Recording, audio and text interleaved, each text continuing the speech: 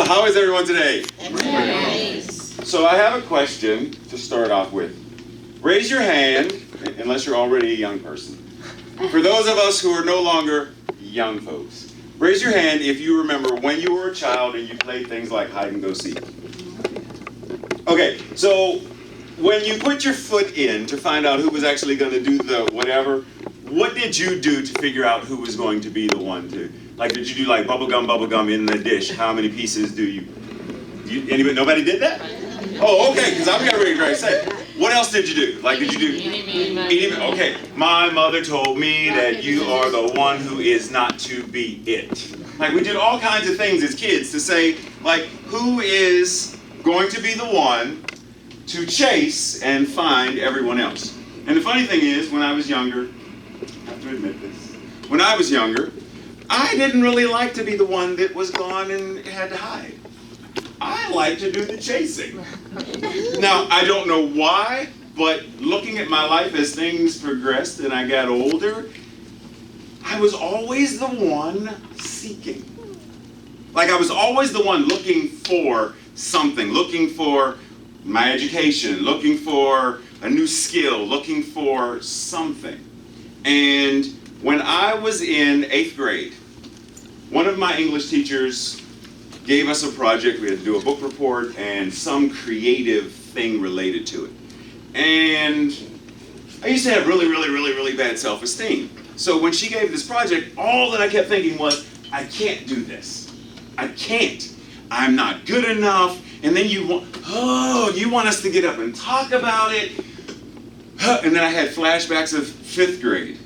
When my 5th grade teacher selected me to do a Frederick Douglass speech. And they had this judge come in and was going to do this big thing. And the judge said, well, I need to see each child individually to decide, and da-da-da. So I'm standing there in front of this judge and 2 other people taking photos and recording stuff. And my teacher wanted me to step up and go, hear ye, and then do the speech. This is what Ray did. Hear ye.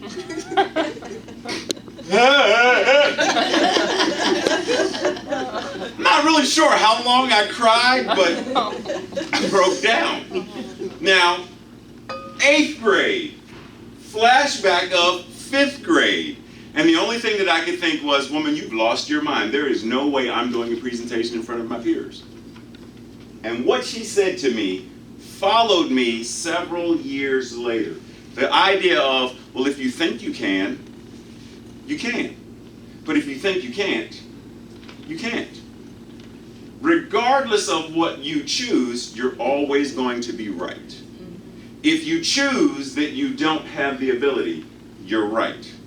No one can convince you otherwise. You could be the most talented whatever.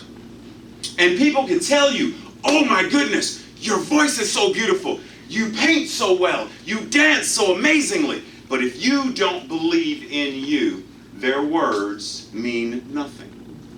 And vice versa. If you know you're it doesn't matter what the critics say in the newspaper. It doesn't matter what friends or family say. You know you're it. Doesn't matter.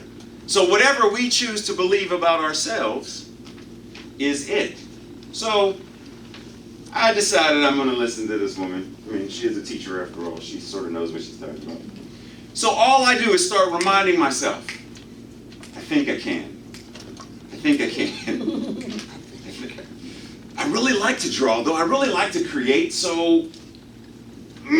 And remember, being the nerd that I was very much into reading. So Ray goes to the library and finds as many books as he can about Leonardo da Vinci and Michelangelo and Caravaggio, and I'm just reading and looking at all of these paintings and sculptures and imagining, I can do that. I can do that. I can do that. I don't know how, but I can do that. I can do that. I can do that. And all of a sudden, all of these artistic ideas start popping into my mind. Instead of doing a regular painting, why don't you do a little shoebox, 3-dimensional sculpture painting thing? What? You want me to do what? Just do it. Do it. okay. So I start getting like all of these wild ideas, and I create it and I show it to her, and the first thing out of her mouth is, who did you get to help you with this? What? Whoa, time out. Aren't you the same woman that told me if I believe that I can, I can? Now you're going to doubt me? She said, but because you went from, I don't think I can do this, I know I can't do this, to doing this? Well, I mean, she said, this is amazing. So she had me go around to every class in the entire school to show this thing. Now, I tell you this because, like I said, this idea followed me throughout my life. That anytime, fast forward, I'm at the Art Institute of Pittsburgh. When my high school art teacher told me, Anderson, give up art. You can't draw, you can't paint. You'll never make it as a visual artist. You will never graduate the Art Institute of Pittsburgh. This is the same person, and I listened to him on this one. He said, because originally I wanted to go to Hollywood and, do movie special effects. And the man said, you'll never make it. And I listened to him. And I said, that's fine. I'll go to the Art Institute of Pittsburgh then. And then he said the same thing. You're never going to make it. And I said, I'm going to do it just to spite him. And watch me. And I did. So then I get a chance to go to VCU and study theater. And everything in my mind is, but I can't, but I can't, but I can't, but I want to. The moment I got to the place where I said, this part of my mind says I can't and I don't know how. And this part of my mind says, but I want it bad enough. I want it so bad it's good that I will find a way. And every time I lowered the wall, the barrier of all of the reasons why I can't. Anybody in here know Iyanla Van Zandt? Not like personally. I mean, if you do know her personally, then I hang out. But Iyanla Van Zandt. So she's got this show called Fix My Life. And one of the things she does very often is give people bricks to represent the stuff they carry around with them throughout their lives.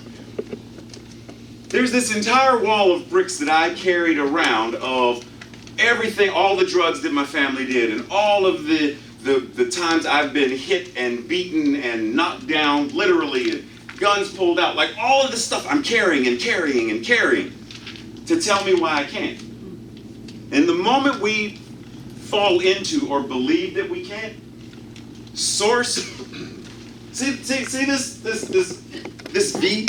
There's this whole concept for those who don't know, that being open at the top. When we believe that we can't, we invert it. And then we're closed.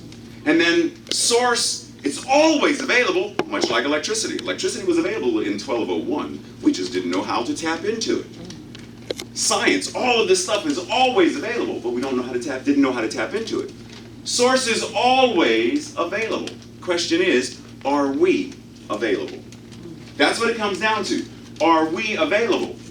Am I limiting myself by believing in what society may say? How many times do we turn on the news or whatever and hear a message that tells us something to reduce the amount of hope that we have in humanity? And the idea is, if you lose hope in humanity, anybody in here not human? I know we may not want to be, but we're all human. So if you lose hope in humanity, on some level, you've lost hope in yourself. So the idea is, as much darkness as I may perceive, can I be open at the top enough to say, then let me be a light in the darkness. Let me be, what did St. Francis say? Where there is discord, let me bring harmony. Where there is war, let me bring peace.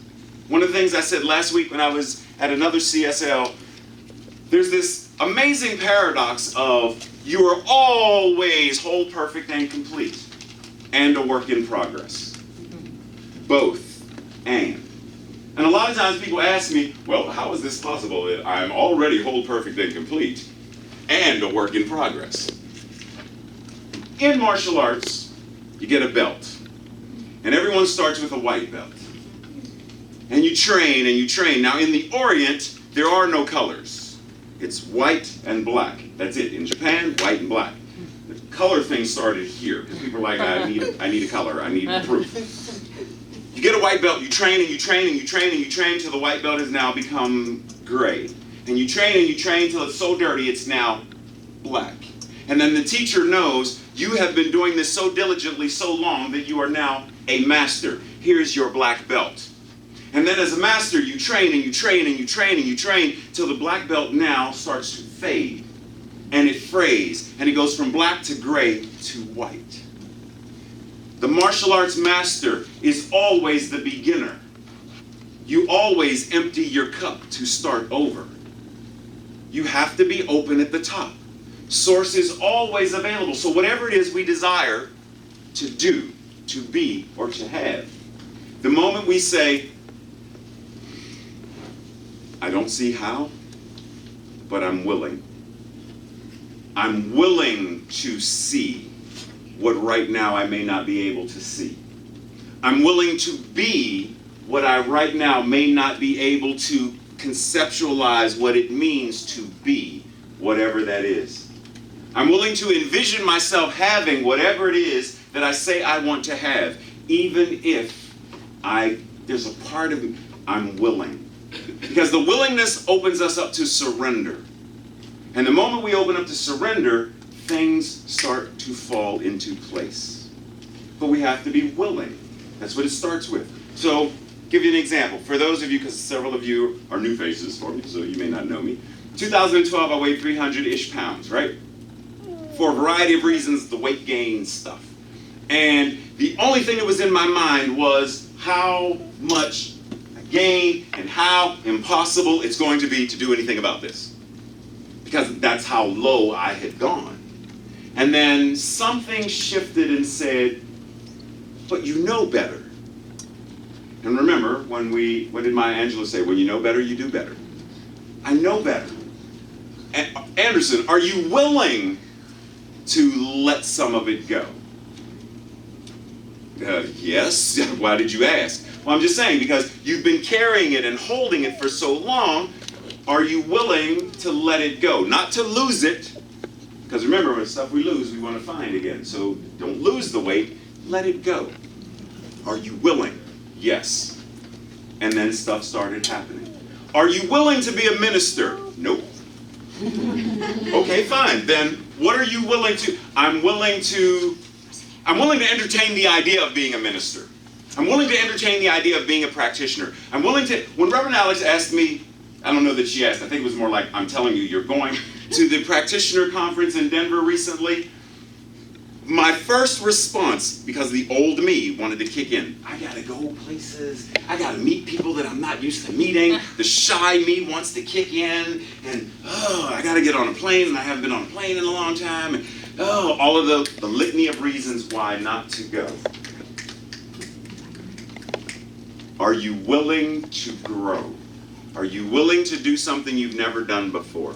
Are you willing to expand? Yes. Yes, Reverend Alex, I'll go. I have no idea what to expect, and I don't care. I'm going to go. She said, oh, I already know that, so fine. So we made it happen, and I went. And some amazing things happened by stepping into that being available. So what I would like to leave you with is this idea, or share with you, is this idea that every single one of us, whether you feel it, know it, can conceptualize it or not, you are it. What does that mean for you? It means something different for each of us on our personality level, our individual level. It's different, it's unique. But on this level, we are all source. We are all God. We are all good. We are all whole, perfect, and complete.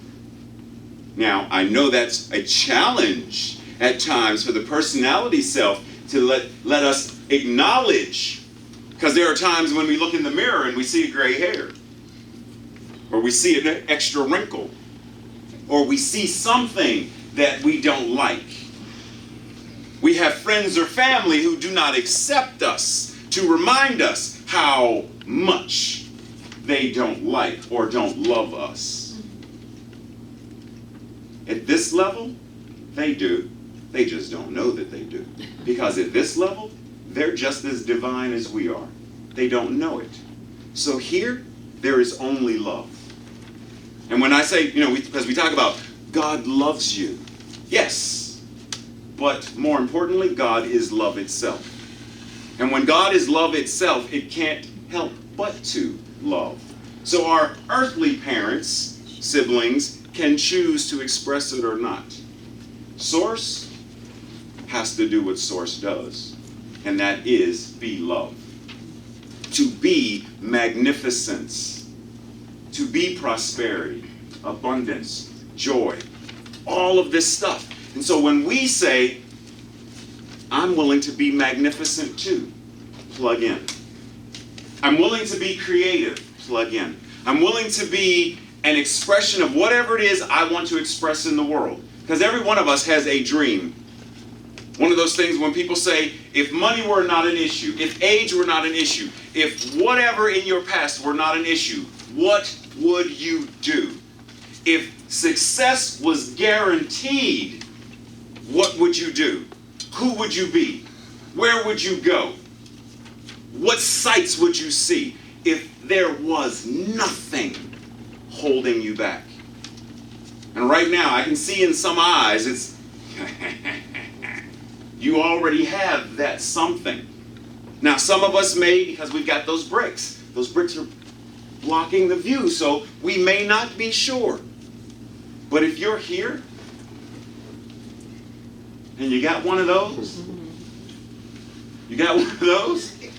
and you can breathe, then recognize that it is not you beating your heart, but it is all of creation beating the heart that is you. You are not breathing, but you are being breathed by creation. How could you not do amazing stuff when you are not the one responsible for living you? You are being lived by creation. That means everything that is available in all of creation is available to every single one of us. And there is nowhere in creation, in the grand scheme of things, where abundance, prosperity, and beauty does not exist.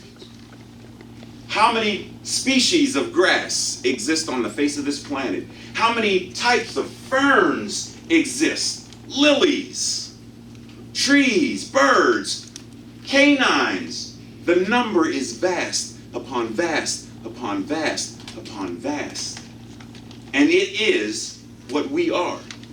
And the moment we say, I surrender and allow myself to be something that I may not have believed I was yesterday. Yesterday, I didn't believe I was it. I may have believed something else. I may have believed that I was ugly, stupid, untalented, not worthy, unlovable. I may have believed all of those things in the past because somebody told me that. Somebody I trusted told me that. And of course, when your teacher tells you you don't have the talent to do it, your parents tell you you'll never amount to anything. These are the people supposed to love us. So why shouldn't I listen to my mom when she tells me that? Why wouldn't I listen to my older brother when he tells me, I want you to go out and I want you to sell drugs like I have your other brothers doing? And when I say no, I get hit. So what does that say to me?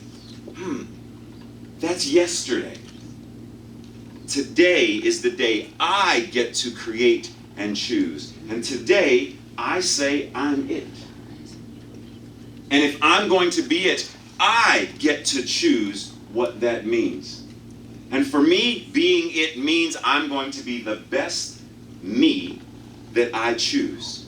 If I choose to paint, then I'm going, and I don't care if it's just a stick figure standing on a line. Picasso did amazing things, and it was, what is that? That's a bull. That's bull. A bull. Yeah, okay, I got you. It doesn't matter. There are some people, the gentleman, remember American Idol, or whatever it was? Asian guy comes out and he sings really, really, really badly. Proud and well. Proud! Sing out loud, sing out strong is what he did. And he got a CD deal after that. There is a place for everyone, because everything that comes out of our mouths, everything that our bodies express, started as a thought. And the thoughts we think in our minds are in the mind of God. There's only one mind. So the moment we think it, it's already done. Because if you can already think, I can already see me walking across the stage at VCU getting my master's in theater. I can see it. I didn't even enroll in my first class yet, but I can see it because it's what I want. The moment I see it, it's already done. All the rest of this is just a formality. What is it that you see in your mind's eye? Because your mind's eye is the mind of God. And when you determine that you are it, you are worthy, you deserve, you are powerful beyond measure. And I mean like powerful. For those who have heard me before, you've heard me reference Star Trek many times, right? And I talk about how Gene Roddenberry created the flip phone before there was a flip phone. Before there were cell phones, he created the flip phone. And then years later, Star Trek The Next Generation, what do they have? Touch screens, right? Now what do we have? Touch screens. There's an amazing show that just started a week ago or 2 weeks ago called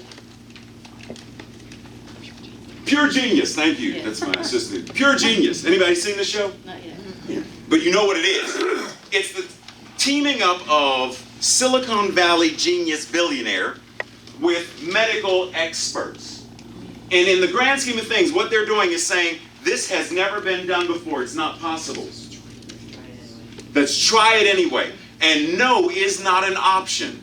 And the immediate thing when I heard this and saw this was the fact that somebody imagined this television show. It's already done. All it takes is for everything else to catch up. Every disease that they cure on this television show, they are now putting into the mind of all of us possibility, capability, potential. Each and every one of us has the exact same power, has the exact same ability to change and transform everything on the face of this planet. War could end this evening if we collectively said we have no use for it. But collectively starts with me saying in my mind, in my heart, in my being, in my thoughts, in my words, in my action, I will speak no words of war. I will think no thoughts of war. I will feel and harbor no feelings of war with anyone or myself. When I do that, then when I step into a room, the atmosphere that I take is one of peacefulness. Each and every one of us has the exact same ability. So what I'd like to say and leave you with is, know that you're it. And determine for yourself what it means. I'm it. I am creation, ever creating. I am God, ever becoming more and more and more beautiful, more magnificent, more and more expressing of love and joy and art and music and ever and ever and ever. Let's anchor. In this moment of allowing ourselves to simply be breathed, we know that between the inhalation and exhalation there is a pause. And in that pause there is source, there is silence, there is grace. As our heart expands and contracts, there is a pause. And in that pause of silence, in that pause of stillness, we are able to enter into the knowing that forever is all there is. Infinity is all there is. And in the moment of expressing and allowing this idea of infinity is all there is, I must acknowledge that God is that infinity. God is that forever. And it being all there is, it must be what I am. I am it. It is expressing as me. And as I allow my consciousness to accept this, to recognize this, it has no choice but to show up in me, as me, through me, and throughout all of my thoughts, words, and deeds. And knowing this is true for myself, I know it is true for everyone in this room, everyone in this building, this neighborhood, this city, this planet, and beyond. God is all there is. So in this moment of knowing I get to choose what it is as it expresses in my life, I know that each and every one of us chooses as well. So I choose for myself.